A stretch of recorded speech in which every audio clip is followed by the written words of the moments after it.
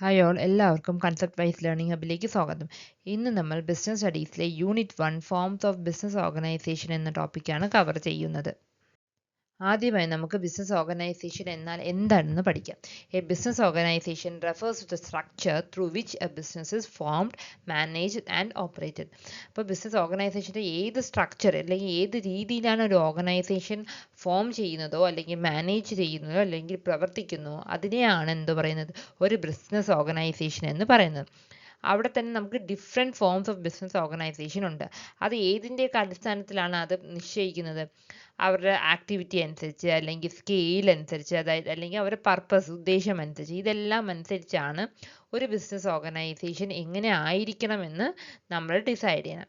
അപ്പോൾ അത് തന്നെ രണ്ട് രീതിയിലുണ്ട് ബിസിനസ് ഓർഗനൈസേഷനെ ക്ലാസിഫൈ ചെയ്യുന്നത്. ഫസ്റ്റ് വൺ പ്രൈവറ്റ് സെക്ടർ ഓർഗനൈസേഷനും second one public sector organisation. അപ്പോൾ പ്രൈവറ്റ് സെക്ടർ ആ വാക്കിൽ തന്നെ ഉണ്ട്. പ്രൈവറ്റ് എന്ന് വെച്ചാൽ അത് owned and controlled by private individuals or groups ആണ്. അതിൻ്റെ മെയിൻ മോട്ടീവ് എന്തായിരിക്കും? പ്രോഫിറ്റ് ആണ്. അവിടെ ക്യാപിറ്റൽ റേസ് ചെയ്യുന്നത് എങ്ങനെയാണ്? പ്രൈവറ്റ്ലി ആണ്. അവിടെ ഗവൺമെൻറ് ഇൻവോൾവ്മെൻറ്റ് വളരെ ചെറുതാണ്. അപ്പോൾ അടുത്തത് പബ്ലിക് സെക്ടർ ഓർഗനൈസേഷൻ. അതിലുമുണ്ട്. പബ്ലിക് എന്ന് പറയുമ്പോൾ തന്നെ അറിയാം അത് എന്താണ്. അത് owned and controlled by government organisation ആണ് ഫുള്ളിയോ അല്ലെങ്കിൽ പാർഷ്യലിയോ അത് ഗവൺമെൻറ് ആയിരിക്കും അത് കൈകാര്യം ചെയ്യണത്. ദ പ്രൈമറി മോട്ടീവ് എന്ന് പറയും ഇവിടുത്തെ പബ്ലിക് സെക്ടറിൻ്റെ പ്രൈമറി മോട്ടീവ് എന്ന് വെച്ചാൽ പബ്ലിക് വെൽഫെയർ ആൻഡ് സർവീസസ് ആണ്. അപ്പം ഇവിടെ തന്നെ നമുക്ക് ഈ ഇതിൽ നമുക്ക് മനസ്സിലാക്കാം എന്താണ് പ്രൈവറ്റ് സെക്ടർ എന്ന് വെച്ചാൽ ഓൺഡ് ബൈ പ്രൈവറ്റ് ആണ്, പ്രൈവറ്റ് ഇൻഡിവിജ്വൽസ് ഓർ ഗ്രൂപ്പ്സ് ആണ്. മെയിൻ മോട്ടീവ് എന്ന് വെച്ചാൽ പ്രോഫിറ്റ് ആണ്. പബ്ലിക് സെക്ടർ എന്ന് വെച്ചാൽ ഓൺഡ് ബൈ ഗവൺമെൻറ് ആണ്. Its main motive is public welfare and services. Private sector and public സെക്ടറിൻ്റെ ഒരു കമ്പാരിസൺ ആണ് പറഞ്ഞിരിക്കുന്നത്. നമ്മൾ നേരത്തെ പഠിച്ചത് തന്നെ ഇവിടെ പോയിന്റ്സ് ആയിട്ട് കൊടുത്തിരിക്കുന്നു, അത്രയേ ഉള്ളൂ. അതായത് പ്രൈവറ്റ് സെക്ടർ എന്ന് വെച്ചാൽ owned by individuals or private groups ആണ്. അവരുടെ മെയിൻ മോട്ടീവ് എന്താണ്? പ്രോഫിറ്റ് ആണ്. അവിടെ മാനേജ് ഇൻഡിപെൻഡൻ്റ്ലി ബൈ ഓണേഴ്സ് ആണ്. അവിടെ ക്യാപിറ്റൽ റേസ് ചെയ്യുന്നത് എന്താണ്? പ്രൈവറ്റ്ലി ആണ്. പിന്നെ ലിമിറ്റഡ് ഗവൺമെൻറ് കൺട്രോളേ പ്രൈവറ്റ് സെക്ടറിലുള്ളൂ. ഇനി പബ്ലിക് സെക്ടറിലാണ് ഓൺഡ് ബൈ എന്താണ് അല്ലെങ്കിൽ മാനേജ് ബൈ ഗവൺമെൻറ് ബോഡീസ് ആണ്. അത് ഫുള്ളി ആവാം അല്ലെങ്കിൽ പാർഷ്യലി ആവാം. അവരുടെ മെയിൻ മോട്ടീവ് സർവീസ് ആണ്. നെക്സ്റ്റ് എന്താണ്? അവർ provide essential service and infrastructure കൊടുക്കുന്നു. പിന്നെ എന്താണ്? Create employment and reduce inequality. അവരെന്താ പബ്ലിക് സെക്ടർ എന്ത് ചെയ്യുന്നു? എംപ്ലോയ്മെൻറ്റ് ക്രിയേറ്റ് ചെയ്യാൻ സഹായിക്കുന്നു. ഇൻഇക്വാളിറ്റി കുറയ്ക്കാനും അവരെ ഹെൽപ്പ് ചെയ്യുന്നു. പിന്നെ public accountability and large scale ഓപ്പറേഷൻസിലും ഇവർ സഹായിക്കുന്നു. അതായത് ഇവരുടെ എക്സാമ്പിൾ എന്ന് വെച്ചാൽ നമ്മുടെ ഇലക്ട്രിസിറ്റി ബോർഡ്, ട്രാൻസ്പോർട്ടേഷൻ, ഇതൊക്കെയാണ് എന്താണ് പബ്ലിക് സെക്ടറിൻ്റെ മെയിൻ ആയിട്ടുള്ള എക്സാമ്പിൾസ്. നമ്മളിവിടെ ടൈപ്സ് ഓഫ് പ്രൈവറ്റ് സെക്ടർ ഓർഗനൈസേഷനാണ് പഠിക്കുന്നത്. അപ്പോൾ ആദ്യം നമ്മൾ സോൾ പ്രൊപ്രൈറ്റർഷിപ്പും പാർട്ണർഷിപ്പും പഠിക്കും. അതിൽ first one sole proprietorship. Sole proprietor ആ വേർഡ് ഇതുണ്ട്, സോൾ എന്ന് വെച്ചാൽ ഒരാളാണ് അവൻ്റെ അവർ ഓൺ ചെയ്യുന്നത്. A business owned, manage and controlled by a single individual.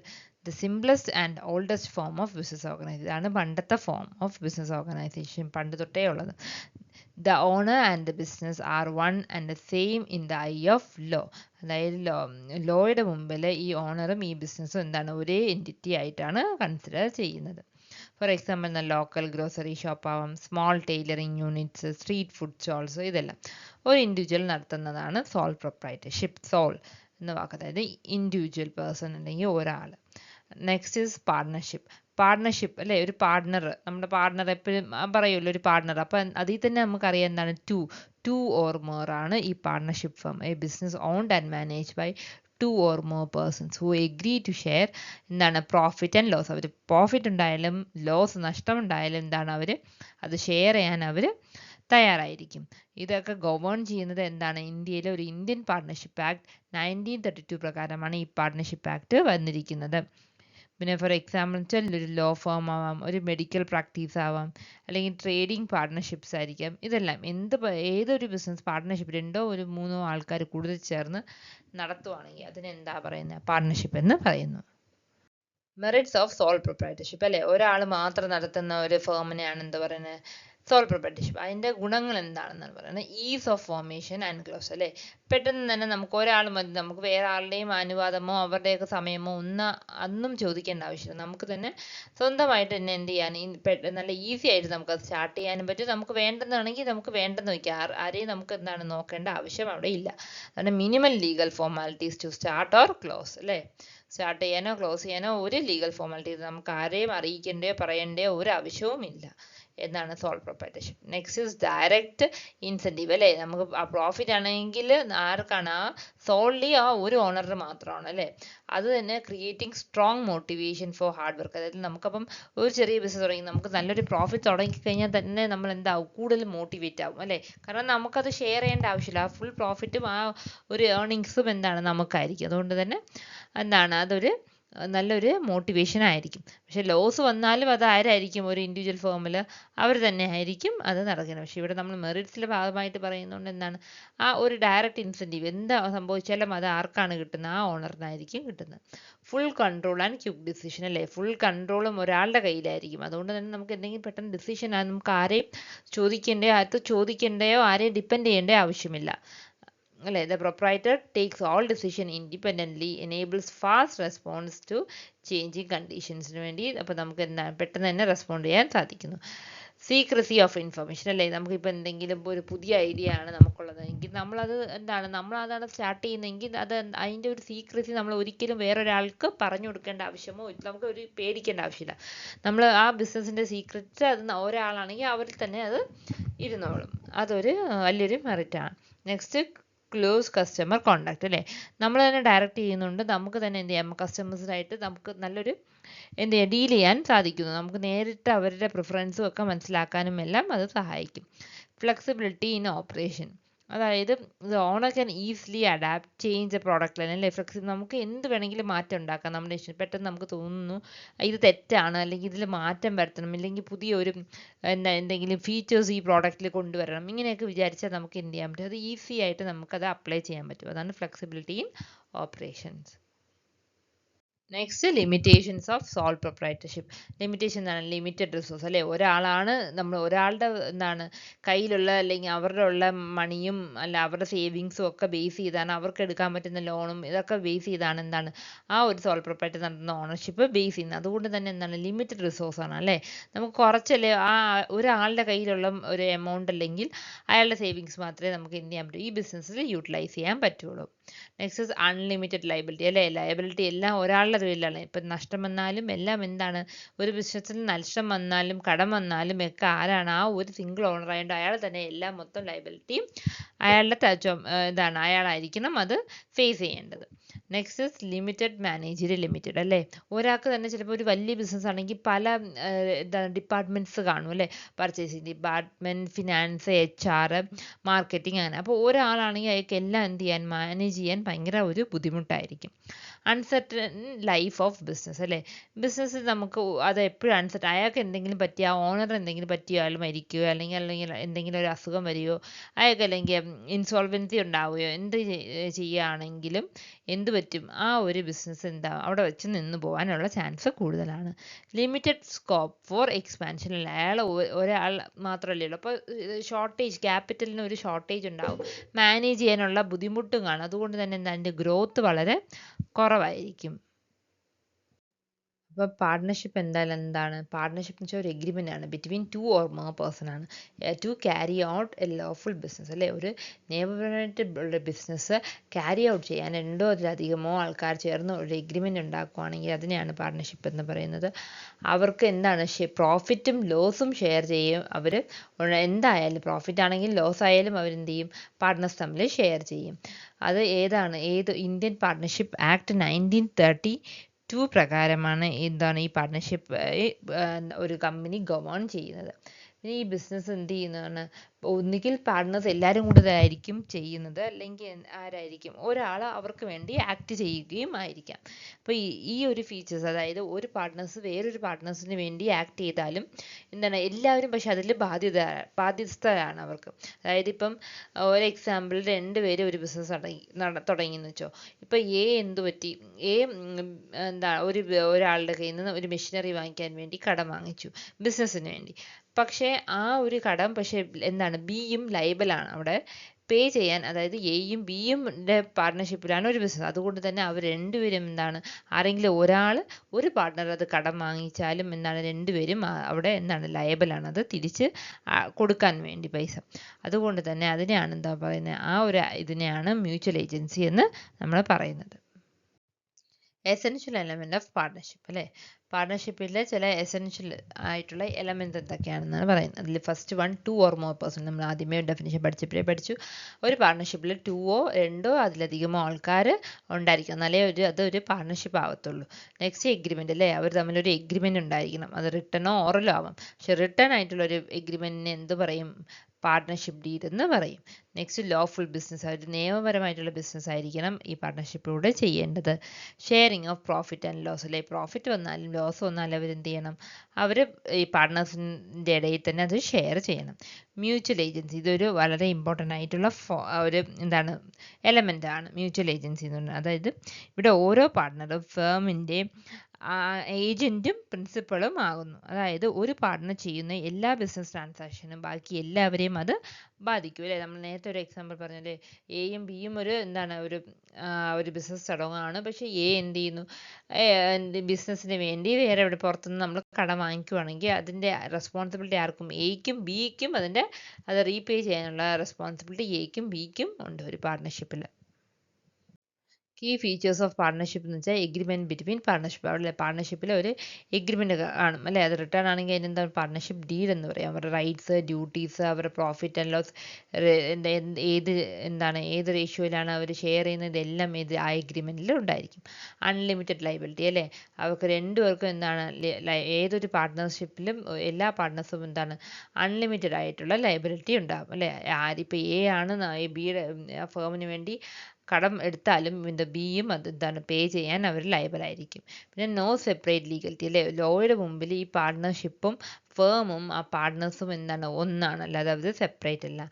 Continuity and stability, അതായത് കണ്ടിന്യൂറ്റി ആൻഡ് സ്റ്റെബിലിറ്റി എന്ന് വെച്ചാൽ അതായത് പാർട്ട്ണർഷിപ്പ് ഇപ്പോൾ രണ്ടുപേരാണ്, അതിൽ ഒരാൾക്ക് എന്തെങ്കിലും ആപത്ത് വരികയോ അത് അവർ മരിക്കുകയൊക്കെ ആണെങ്കിൽ എന്ത് ചെയ്യും? അത് അവിടെ വെച്ച് ആ പാർട്ട്ണർഷിപ്പ് അവിടെ വെച്ച് എൻഡ് ചെയ്യും. പിന്നെ ഇംപ്ലൈഡ് അതോറിറ്റി ഉണ്ട്, അതായത് ആ പാർട്ട്നേഴ്സിന് അവർക്ക് ആ ബിസിനസ്സിന് വേണ്ടി എന്ത് സാധനങ്ങൾ വാങ്ങിക്കാനോ അല്ലെങ്കിൽ വിൽക്കാനോ കടം വാങ്ങിക്കാനോ ഒക്കെ ഉള്ള അധികാരമുണ്ട്. പക്ഷേ അല്ലാതെ ഈ ഇമ്മൂവബിൾ പ്രോപ്പർട്ടീസ് അതൊക്കെ അതൊന്നും അവർക്ക് എന്ത് ചെയ്യാൻ പറ്റില്ല, ഒരു ഇത് ചെയ്യാനുള്ള അതോറിറ്റി ഇല്ല, വിൽക്കാനോ അങ്ങനെയുള്ള അതോറിറ്റി ഇല്ല. പക്ഷെ അല്ലാത്ത ഫേമിലേക്കുള്ള അത് പ്രവർത്തിക്കാനുള്ള ആവശ്യമുള്ള സാധനങ്ങൾ ചെയ്യാനും വാങ്ങിക്കാനും ഒക്കെ ഉള്ള അധികാരം അവർക്കുണ്ട്. രജിസ്ട്രേഷൻ എന്ന് വെച്ചാൽ അവർ കമ്പൽസറി അല്ല, പക്ഷെ നല്ലതാണ്. അതുണ്ടെങ്കിൽ ലീഗലി അവർക്ക് എന്തെങ്കിലും ഉണ്ടെങ്കിൽ അവർക്ക് എന്ത് ചെയ്യാം? കോർട്ടിൽ മൂവ് ചെയ്യാൻ സാധിക്കും. നമുക്ക് നെക്സ്റ്റ് പാർട്ട്ണർഷിപ്പ് എന്നൊരു കൺസെപ്റ്റ് നമുക്ക് ഈ ഒരു എക്സാമ്പിൾ വഴി നമുക്ക് മനസ്സിലാക്കാം അല്ലേ. അതായത് രണ്ട് ഫ്രണ്ട്സ് എയും ബിയും കൂടെ ചേർന്ന് ഒരു സ്വീറ്റ് കസ്റ്റ് ബേക്കറി എന്ന് പറഞ്ഞൊരു ഒരു സ്ഥാപനം അല്ലെങ്കിൽ ഒരു ബേക്കറി അവർ സ്റ്റാർട്ട് ചെയ്യുകയാണ്. അതിൽ എ 6 lakh ഇൻവെസ്റ്റ് ചെയ്യുവാണ്, ബി 4 lakh ഇൻവെസ്റ്റ് ചെയ്യുവാണ്. എന്നിട്ട് അവരൊരു ഡീഡ് വെക്കുവാണ്, ഒരു എഗ്രിമെൻറ്റ് വെക്കുവാണ്, പ്രോഫിറ്റ് ഏത് റേഷ്യോയിൽ ഷെയർ ചെയ്യാൻ? 60:40 എന്ന റേഷ്യോയിൽ അവർ ഷെയർ ചെയ്യാമെന്നുള്ളൊരു എഗ്രിമെൻറ്റ് വെക്കുകയാണ്. അതിനാണ് പറയുന്നത്? പാർട്ട്ണർഷിപ്പ് ഡീഡ് എന്ന് പറയുന്നത്. കിച്ചണിലെ പ്രൊഡക്ഷനും ബി മാനേജ് ചെയ്യാണ് അല്ലേ. കിച്ചൻ്റെ കാര്യങ്ങളും പ്രൊഡക്ഷൻ ബി മാനേജ് ചെയ്യാമെന്ന് പറയുകയാണ്. സെയിൽസും പർച്ചേസും ആരാണ്? എ മാനേജ് ചെയ്യാമെന്നാണ് പറയുന്നത്. അപ്പോൾ അവിടെ ഒരു ഡിവിഷൻ ഓഫ് റോൾസ് ആണ് അവിടെ നടക്കുന്നത്. ഒരു ദിവസം ബി സപ്ലയേഴ്സിൽ നിന്നും ഫ്ലവർ അവരെന്ത് ചെയ്തു? ക്രെഡിറ്റിന് ബി വാങ്ങിച്ചു.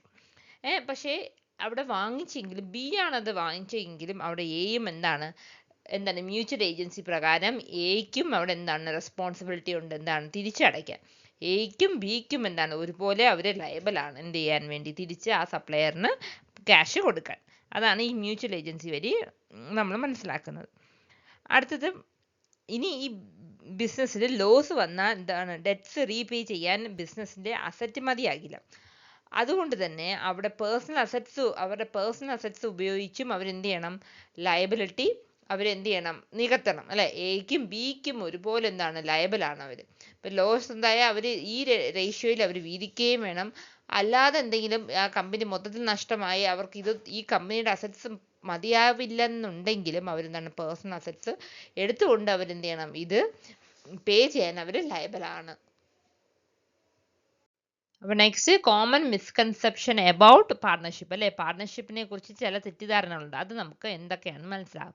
ഫസ്റ്റ് വൺ എന്ന് വെച്ചാൽ sharing profit automatically makes you A partner അല്ലെ. ഒരു പ്രോഫിറ്റ് നമ്മൾ ഷെയർ ചെയ്താൽ ഉടനെ അവർ പാർട്ട്നേഴ്സ് ആവുമോ? ഇല്ല, ഒരിക്കലും ഇല്ല. അവിടെ എന്താണ് വേണ്ടത്? ഒരു മ്യൂച്വൽ ഏജൻസി എന്നൊരു എസെൻഷ്യൽ എലമെന്റ് ആണ് എന്താണ് പാർട്ട്ണർഷിപ്പിൽ ആവശ്യം. നെക്സ്റ്റ് ഇസ് രണ്ടാമത്തെ കൺസെപ്ഷൻ എന്ന് വെച്ചാൽ ബിക്കോസ് അവർ firm has a name it is a separate legal person.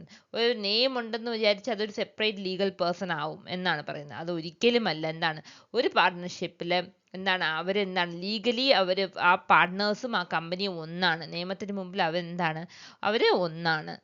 Next is registration of A മൂന്നാമത്തെ മിസ്കൺസെപ്ഷൻ എന്ന് പറയുന്നത് registration of A partnership firm is compulsory അല്ലേ.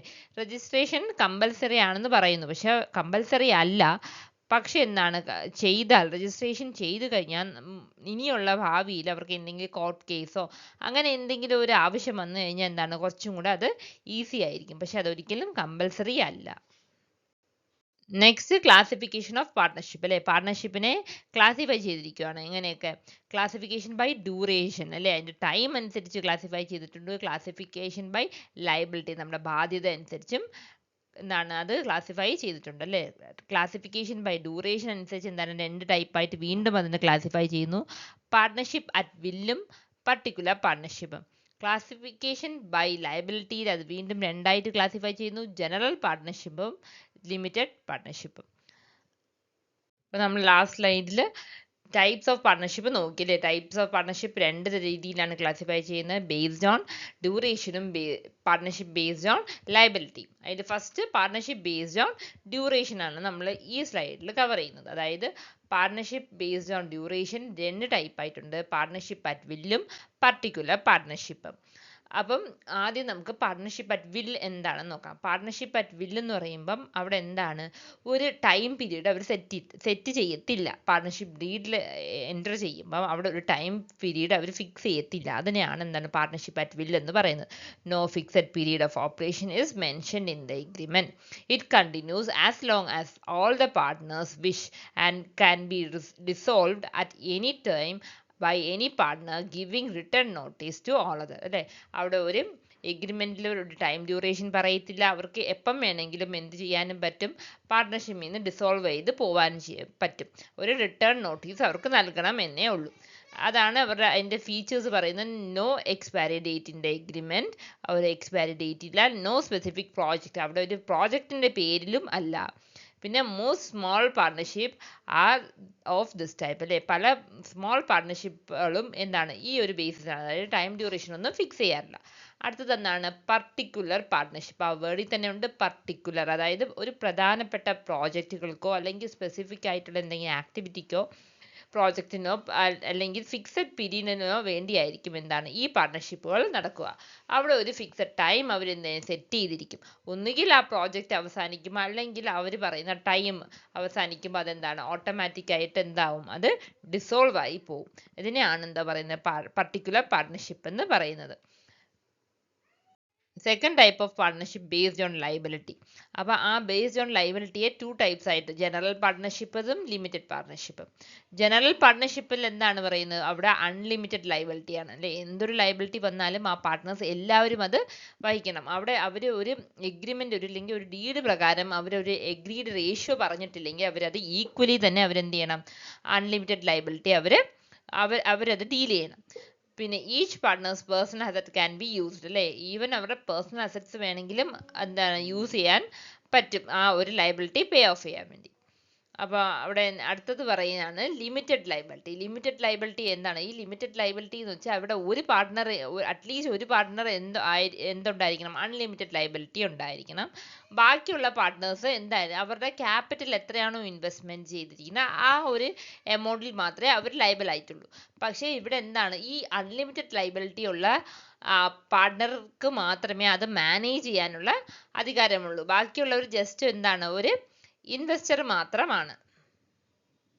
നെക്സ്റ്റ് നമുക്ക് ടൈപ്പ് ഓഫ് പാർട്ണർഷിപ്പ് റിവൈസ് ചെയ്യാം. ടൈപ്സ് ഓഫ് പാർട്ണർഷിപ്പ് 2 ടൈപ്പ് ഉണ്ട്, based on ഡ്യൂറേഷനും based on ലൈബിലിറ്റിയും. Based on duration എന്താണ്? പാർട്ണർഷിപ്പ് അറ്റ് വില്ലും പർട്ടിക്കുലർ പാർട്ണർഷിപ്പ് അല്ലേ. പാർട്ണർഷിപ്പ് അറ്റ് വിൽ എന്താണ്? നോ ഫിക്സഡ് ടൈം, അവിടെ ഒരു ഫിക്സഡ് ടൈമും പറഞ്ഞിട്ടില്ല. പക്ഷെ പർട്ടിക്കുലർ പാർട്ണർഷിപ്പിൽ എന്താണ് പറയുന്നത്? Formed for a specific period or project end automatically on completion. അവിടെ ഒരു ഫിക്സഡ് ടൈം അവരവർ ഫിക്സ് ചെയ്യും. ഒന്നുകിൽ അവിടെ ഒരു പ്രോജക്റ്റോ അല്ലെങ്കിൽ എന്തെങ്കിലും എന്താണ് പീരീഡോ എൻഡ് ചെയ്യുമ്പം എന്താവും? ഇത് ഓട്ടോമാറ്റിക്കലി എൻഡ് ആവും. അത് കഴിഞ്ഞിട്ട് രണ്ടാമത്തെ type of partnership based on liability ആണ്. ലയബിലിറ്റിയുടെ ബേസിൽ 2 ടൈപ്പ്, ഒന്ന് ജനറൽ പാർട്ണർഷിപ്പും ലിമിറ്റഡ് പാർട്ണർഷിപ്പ്. ജനറൽ പാർട്ണർഷിപ്പിൽ all partners have unlimited liability ആണ്. പക്ഷേ ലിമിറ്റഡ് പാർട്ണർഷിപ്പിൽ at least one partner has unlimited liabilities and others partners limited to capital invest. അവർ എത്രയാണ് ക്യാപിറ്റൽ ഇൻവെസ്റ്റ് ചെയ്തത് അത് മാത്രമാണ്. അതായത് ബാക്കിയുള്ളവർക്ക് ആദ്യത്തെ ഒരു പാർട്ട്ണറെങ്കിലും എന്ത് ചെയ്യണം? അൺലിമിറ്റഡ് ലയബിലിറ്റി ഉണ്ടായിരിക്കണം. അപ്പോൾ ഇന്നത്തെ കവർ ചെയ്ത ടോപ്പിക്സ് നമുക്ക് ക്വിക്കായിട്ടൊന്ന് റിവൈസ് ചെയ്യാം. ഫസ്റ്റ് നമ്മൾ എന്താണ്? ഒരു ബിസിനസ് ഓർഗനൈസേഷൻ 2 സെക്ടേഴ്സ് ഉണ്ട്. അത് പ്രൈവറ്റ് സെക്ടറും ഉണ്ട്, പബ്ലിക് സെക്ടറും ഉണ്ട്. Private sector owned and control by private individuals ആണ്. Public sector owned and control by എന്താണ്? ഗവൺമെൻറ്റ്സ് ആണ്. അത് പാർഷ്യലി ആവാം, കംപ്ലീറ്റ്ലി ആവാം അല്ലേ. പിന്നെ പ്രൈവറ്റ് സെക്ടറിൻ്റെ എയിം എന്തായിരിക്കും? അവരുടെ ഒബ്ജക്റ്റീവ് പ്രോഫിറ്റ് ആണ്. പബ്ലിക് സെക്ടറിൻ്റെ ഒബ്ജക്റ്റീവ് സർവീസ് ആയിരിക്കും. പിന്നെ പ്രൈവറ്റ് സെക്ടറിൻ്റെ പല ടൈപ്സ് ഉണ്ട്. ഇത് ആദ്യത്തേത് സോൾ പ്രൊപ്രൈറ്റർഷിപ്പ്. സോൾ പ്രൊപ്രൈറ്റർഷിപ്പ് എന്ന് വെച്ചാൽ അവിടെ എന്തായിരിക്കും? ഓൺലി വൺ ഓണർ ആയിരിക്കും. അവരായിരിക്കും അൺലിമിറ്റഡ് ലയബിലിറ്റിയും അവർക്കായിരിക്കും. ഓൺലി ബിക്കോസ് അവിടെ എന്താണ്? ഓൺലി ഒരു ഓണർ അല്ലേ ഉള്ളൂ. അതുകൊണ്ട് അവർക്ക് എന്തെങ്കിലും ഇൻകം വന്നാലും അവരായിരിക്കണം, അവർക്ക് ലയബിലിറ്റി ഉണ്ടെങ്കിലും അവർ തന്നെ അത് വഹിക്കണം. പിന്നെ പാർട്ണർഷിപ്പ് എന്താണ്? 2 or more persons ഉണ്ടായിരിക്കണം. അതിനെയാണ് എന്താണ്? പാർട്ണർഷിപ്പ് എന്ന് പറയുന്നത്. അവിടെ ഒരു എഗ്രിമെൻ്റ് ഉണ്ടായിരിക്കണം, അതൊരു ലോഫുൾ ബിസിനസ് ആയിരിക്കണം, അവിടെ ഒരു പ്രോഫിറ്റ് ഷെയറിങ് റേഷ്യോസ് ഉണ്ടായിരിക്കണം. അവിടെ എന്താണ്? ഒരു ഇമ്പോർട്ടൻ്റ് എലമെൻ്റ് എന്താണ്? ഒരു മ്യൂച്വൽ ഏജൻസിയും ഒരു പാർട്ണർഷിപ്പിൽ ഉണ്ടായിരിക്കണം. Next type of partnership. 2 types of partnership ഉണ്ട്, ബേസ്ഡ് ഓൺ ഡ്യൂറേഷനും based on liability. Based on duration തന്നെ 2 ടൈപ്സിൽ നമ്മൾ വീണ്ടും ക്ലാസിഫൈ ചെയ്യുന്നു. എന്താണത്? പാർട്ണർഷിപ്പ് അറ്റ് വില്ലും particular partnership. Partnership at will എന്ന് പറയുമ്പോൾ അവിടെ എന്താണുള്ളത്? ഒരു എന്താണ്? ടൈം പീരീഡ് അവർ ഇവിടെ ഫിക്സ് ചെയ്യുന്നില്ല. പർട്ടിക്കുലർ പാർട്ണർഷിപ്പിൽ എന്താണ്? അവരൊരു ടൈം ഫിക്സ് ചെയ്യും, അല്ലെങ്കിൽ ഒരു പ്രോജക്റ്റിൻ്റെ കംപ്ലീഷൻ, അതായിരിക്കും അവിടെ അവരുടെ ഒരു ടൈം പീരീഡ് എന്ന് പറയുന്നത്. പിന്നെ എന്താണ്? Partnership at liability. അത് വീണ്ടും 2 ആയിട്ടുണ്ട് ക്ലാസിഫൈ ചെയ്യുന്നു, ജനറൽ പാർട്ണർഷിപ്പും ലിമിറ്റഡ് പാർട്ണർഷിപ്പ്. അപ്പോൾ ജനറൽ പാർട്ണർഷിപ്പിൽ എന്താണ്? അവിടെ എന്തൊരു ലയബിലിറ്റിയും അൺലിമിറ്റഡ് ലയബിലിറ്റി ആയിരിക്കും ഓൾ പാർട്ട്നേഴ്സിന്. ലിമിറ്റഡ് പാർട്ണർഷിപ്പിന് എന്താണ്? അറ്റ്ലീസ്റ്റ് ഒരു പാർട്ട്ണറിന് എന്താണ്? അൺലിമിറ്റഡ് ലയബിലിറ്റി ആയിരിക്കും. ബാക്കി എല്ലാവർക്കും എന്താണ്? അവരുടെ ക്യാപിറ്റൽ ഇൻവെസ്റ്റ് ചെയ്യേണ്ട ആ ഒരു രീതിക്ക് മാത്രമേ അവർക്ക് എന്തുള്ളൂ? അവർക്ക് ലയബിലിറ്റി ഉള്ളൂ. ഇന്നത്തെ ക്ലാസ് നിങ്ങൾക്ക് എല്ലാവർക്കും ഉപകാരപ്പെട്ടെങ്കിൽ please like, share and subscribe to concept wise learning hub, clear concept for smarter studies.